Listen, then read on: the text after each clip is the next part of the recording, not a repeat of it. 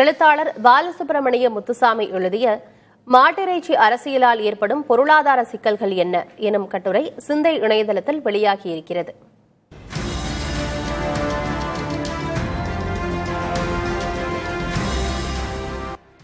இந்தியாவின் பால் உற்பத்தி, மாட்டிறைச்சி மற்றும் தோல் பொருட்கள் ஏற்றுமதி ஆகிய 3 முக்கிய பொருளாதார அங்கங்களையும் மாடுகளை விற்க முடியாமல் உழவர்கள் சந்திக்கும் துயரங்களையும் பற்றி பாலசுப்ரமணிய முத்துசாமி எழுதிய இக்கட்டுரை அலசுகிறது.